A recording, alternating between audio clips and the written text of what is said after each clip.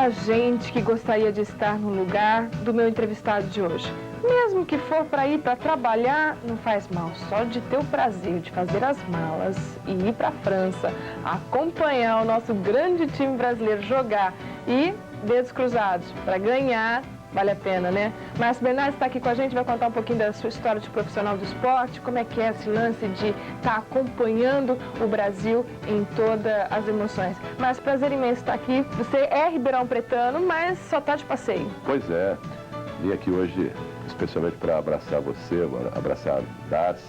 Que pena que a Veranice deu cano, mas é uma querida amiga, grande companheira. E preparando, você falou a verdade, preparando as malas. E não é mole fazer mala para ficar quase 70 dias fora, né? Porque você tem que se preocupar. Eu sou meio hipocondríaco, né? Com remédio para dor de cotovelo, para remédio para dor de cabeça, aí dá um probleminha na orelha, aí um outro. Então tem que preparar tudo isso. Já comecei com a Maria Rosa lá em casa a ver tudo isso. Aí você tem que levar desodorante, porque lá não tem o que você gosta. Você tem que levar, não pode esquecer, tem band-aid, tem isso, tem aquilo. É uma loucura a mala, viu? Tem que ser bem preparado para poder fazer uma mala para você ficar tanto tempo fora. Mas já que você já falou de casa, né, da mala, de uma coisa assim tão familiar, como é que é a família nessa distância?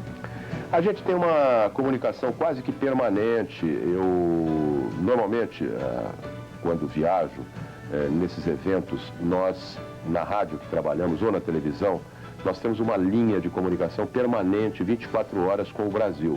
E os companheiros na técnica aqui no Brasil, eles fazem uma intercomunicação telefone a telefone, usando um aparato técnico que eu não sei explicar, e colocam sempre a gente em contato com a família, com a esposa, com os filhos, com os parentes, né? Então a gente tem sempre conversando, falando e quando a coisa aperta, saudade, telefona do quarto do hotel, que agora a comunicação tá fácil e não tá tão cara assim. O Márcio falou em rádio ou televisão, porque, a bem da verdade, ele estará indo para a França para fazer um monte de rádio, um monte de jornal e uma televisão. Como é que é essa história? Você tem que fazer tudo diferente ou você faz uma coisa só e vai dividindo porque são emissoras de rádio de vários locais, são jornais de locais diferentes? É tudo diferente, é uma loucura, porque eu costumo dizer isso para os meus alunos da FIAM. A comunicação é a mesma, o jornalismo é o mesmo, mas o tipo de comunicação é diferente. Quer dizer, quando você escreve para o jornal, você usa um estilo de texto, um estilo de comunicação, você pode dissertar mais. Quando você fala para a rádio, você tem que ter objetividade, tem que ter simplicidade no texto. Porque normalmente quem lê jornal tem um pouco mais de conhecimento, a gente imagina que é um pessoal mais aculturizado, ou mais, não diria nem intelectualizado, mas é um pessoal que tem mais acesso à leitura, interesse. E o rádio não, o rádio qualquer um tem acesso. Então você tem que usar uma linguagem sempre bastante objetiva, clara, simples. A TV, então, você luta contra o tempo, mas tem a seu favor a imagem. Então é tudo diferente. E como eu vou trabalhar bastante, porque você está até falando até agora viajar para a França, fazer coisa gostosa só, né? Você está vendo a pinga que eu tomo, mas você não sabe os tombos que eu levo. Conta um pouco dos seus tombos. O que é o mais difícil em trabalhar nesse ritmo tão acelerado? Olha, tudo é difícil, nada é fácil. Você passa a estar convivendo com gente diferente, com cultura diferente, com clima diferente. Você não está na sua casa, você está num quarto de hotel. Você passa a ter dificuldades de competitividade. Você, por exemplo, não pode perder nenhuma notícia quando está trabalhando para o rádio. Você não pode perder o furo e tem que dar o furo, tem que buscar o furo, tem que ir atrás da notícia privilegiada. Quer dizer, que tempo para poder usar as roupas de passeio da mala quase não dá? Não, em alguns eventos, você é obrigado a usar terno. Normalmente você tem sentido nos estádios, o pessoal vai mais elegante, vai de paletó e gravata nos jogos. Eu vou cobrir, por exemplo, já tenho uma pauta para cobrir a eleição da FIFA esse ano, que vai ser muito disputada. E tudo isso com paletó e gravata. Você usa bastante a roupa que você leva. Mas independente disso, você tem que conviver com uma série de percalços, que é a dificuldade para chegar até o jogador. A seleção brasileira é muito atraente, né? Então, além da imprensa brasileira, que é muito presente, nossa, o mundo inteiro vai atrás. O jogador, às vezes, não está disposto a atender. O Zagallo, às vezes, está mal-humorado e não quer falar com você. E quando você chega num jogador, vai um monte de gente, mas assim, um monte que eu estou falando é 20, 30 repórteres. Então, você não tem, às vezes, acesso para colocar um microfone na É que boca. a gente assistindo de casa, a impressão que dá é que você vai trabalhar talvez 2 horas antes do jogo do Brasil, 2 horas depois, e enquanto o Brasil não joga, você passeia. Isso não é verdade. Não, que isso. Eu, por exemplo, estou fazendo um schedule, estou fazendo uma agendinha, eu gosto muito de fazer ginástica, gosto de correr, então a minha previsão lá é acordar todo dia às 6 horas da manhã. Porque nós vamos ter uma vantagem, Copa da Europa, eu já cobri 3, cobri na Alemanha em 74, na Espanha em 82 e na Itália em 90. Nós trabalhamos com 5 horas de diferença na frente do Brasil, então é muito legal. Lá quando para tudo, 7, 8 horas da noite, aqui ainda é 2, 3 horas da tarde. Quer dizer que você tem condições de, no nosso horário, tá fazendo um monte de coisa, mas em compensação, você está esticando seu horário lá na França. Então, eu tenho a pretensão de acordar logo cedinho para fazer ginástica e tal, e logo 9 horas, 9h30 eu já vou estar trabalhando. Você tem que ir no centro de imprensa para ver as novidades, para conversar com as personalidades que vão estar lá. Você tem que ir na concentração do Brasil. Para você ter uma noção, numa situação assim mais ou menos como o Ribeirão Preto, a grande Ribeirão Preto, Paris, o centro de imprensa, o hotel que eu vou ficar, suponhamos que fosse a Praça 15 de Novembro. A concentração da seleção brasileira vai ser mais ou menos próxima a Jabuticabal. Quer dizer que ir e vir com uma viagem por dia. Então eu vou experimentar, eu aluguei um carro, vou ter um carro lá permanentemente, mas vou experimentar o trajeto, porque Paris, apesar de ser uma cidade pequena em termos de capital cosmopolita, não é? Não tem tanta gente assim, moram 3 milhões de pessoas lá. Mas o tráfego é horroroso, é péssimo, é um horror você dirigir em Paris. Então, o transporte público é muito bom, tem metrô, muito metrô, muito ônibus. E eu vou experimentar isso. Primeiro eu vou de carro. Eu suponho que eu vou levar do centro de imprensa até a concentração do Brasil 1 hora, 1h15 para ir, 1 hora, 1h15 para voltar. Viagem obrigatória todos os dias. Eu pretendo, pelo menos numa semana, 5 dias ir até a concentração da seleção. Você falou do estádio, né? Chega 2 horas, não é assim? Não é de jeito nenhum. As autoridades francesas estão recomendando para que ninguém vá de carro para Saint-Denis, porque vai engarrafar completamente o trânsito. Isso é uma loucura. Principalmente nos Jogos Brasileiros. Imagina, tem dúvida. Bem, o nosso tempo é curto, eu quero a gente dar assim, um outro lado da nossa entrevista, até para a gente conhecer um pouquinho melhor o Márcio. Vamos falar de você como profissional.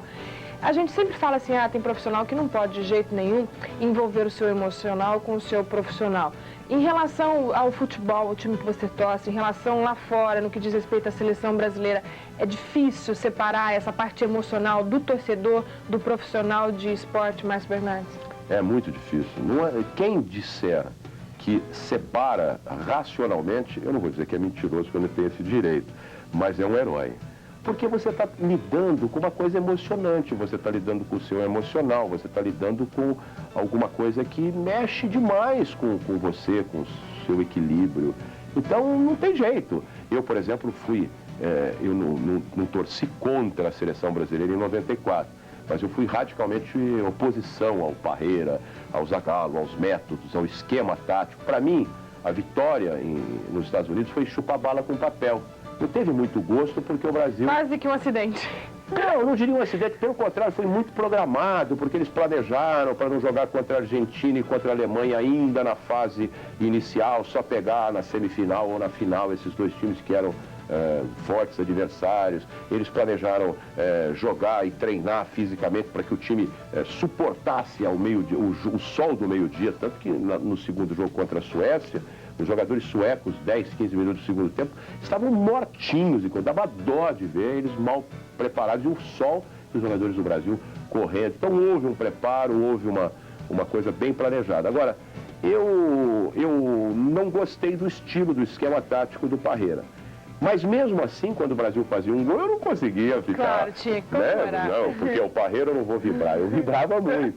E quando ganhou a Copa, eu também vibrei, mas não foi aquela vibração que eu senti como torcedor em 70, né? Que cada jogo era uma festa, cada jogo era uma alegria, uma vitória incontestável. Quem gosta de esporte ou quem trabalha com esporte tem uma boa memória ou é um apaixonado? Eu vejo às vezes meu marido comentar determinado gol realizado há 50, 20, 30 anos, fala o nome do jogador, fala o nome da família do jogador, tem uma memória fascinante. Isso é paixão que vocês têm pelo esporte ou realmente isso é bom de memória? É paixão. Seu marido é mais fanático que eu, né? Na verdade, aliás, eu uso um termo, o seu marido quando jogador era bam, né? Jogava demais. E os nossos contemporâneos, nossos amigos hoje, todos, né, homens e quase avós, né, lembram do tempo da recreativa, por que não? O tempo das peladas na Santa Cruz, etc, etc. Mas eu acho que um pouco é porque a gente vive muito o momento, vive muito a emoção, vive o fato, vive o acontecimento. Eu lembro de algumas coisas. Tem algumas pessoas lá em São Paulo, alguns jornalistas, que são como o Dácio, né? Fotográficos, sabem né? tudo, eles né? narram com perfeição. E eu lembro, por exemplo, se você me perguntar o time do Comercial, que é o meu time, em 1966, eu vou te falar que era Rosan, Ferreira, Jorge, Peter e Nonô. Né? Amauri, Jair Bala e Carlos César. Olha, fotográfica Peixinho... a memória, porque até onde eles estão no campo, você está delineando. Era Peixinho, Luiz, né? E tinha um outro, não me lembro quem, o Paulo Binho. Ô, Paulo Binho. Paulo Binho. Então esse era o time do Comercial. Agora, se você me perguntar, juro por Deus, quem é o goleiro do Comercial hoje, eu não sei. Quem é o... Então tem um pouco a ver com a memória e com o fascínio que vocês têm pelo esporte, pela ligação íntima de um determinado fato, da emoção que esse fato provocou em vocês, né? É verdade, sem dúvida. Bem, pra gente dar assim um outro lado do Márcio Bernardes, aquele professor que forma uma série de alunos na sua faculdade onde você trabalha em São Paulo, tem espaço para mulher hoje na sua profissão? Nossa, se tem. Eu costumo dizer que, felizmente, para minha alegria, 80% da sala de aula, a composição é das mulheres, é de mulher muito interessada, mulher muito inteligente, mulher muito afim, com garra.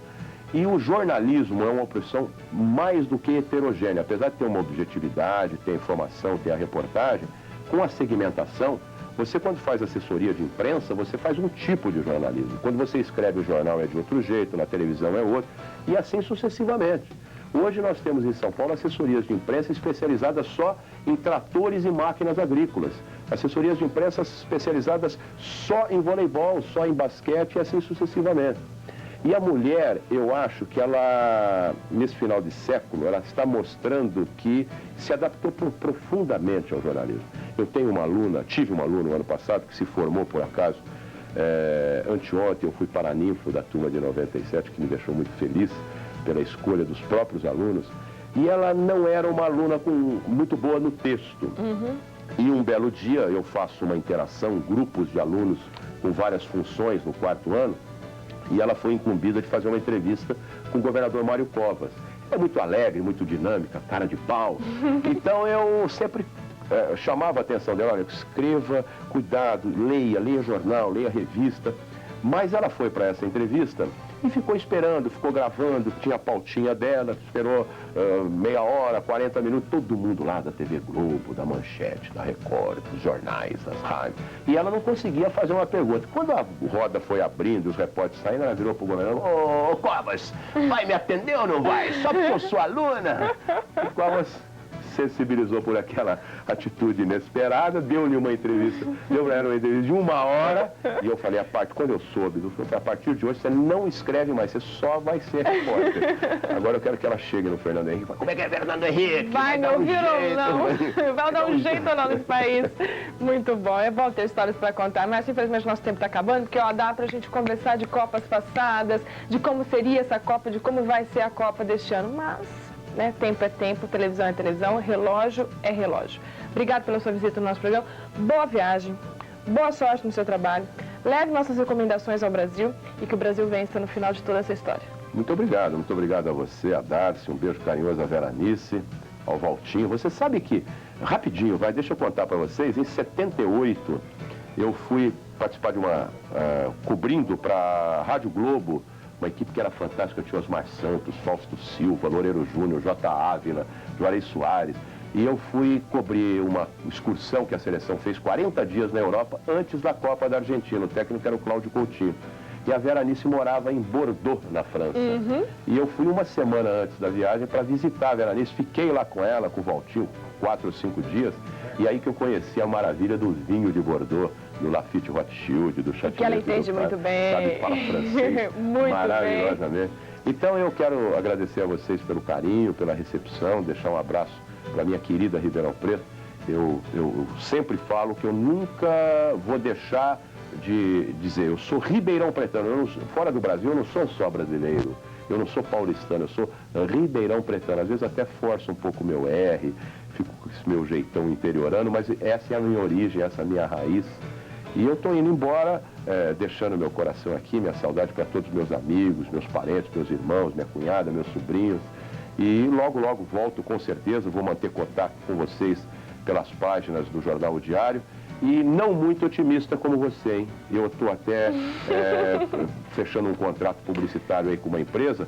Possivelmente até eu faço uma campanha, se o Brasil for campeão e o Zagallo não atrapalhar, eu tiro o meu bigode. Tá certo? Eu não acho que o Brasil vai chegar com os melhores jogadores, o melhor time, mas sem estrutura, sem comissão técnica, sem humildade, sem união, etc, etc. Se chegar, vai ser por conta do dedinho de Deus. Aí ele vai comprovar que realmente é brasileiro. Tá joia. A gente vai terminando nossa entrevista por aqui. Vou convidar você para acompanhar o nosso comercial, porque daqui um pouquinho a Darcy Vera vai estar na companhia do nosso pessoal Fazendo Arte, juntinho com você. Aguarde que vale a pena.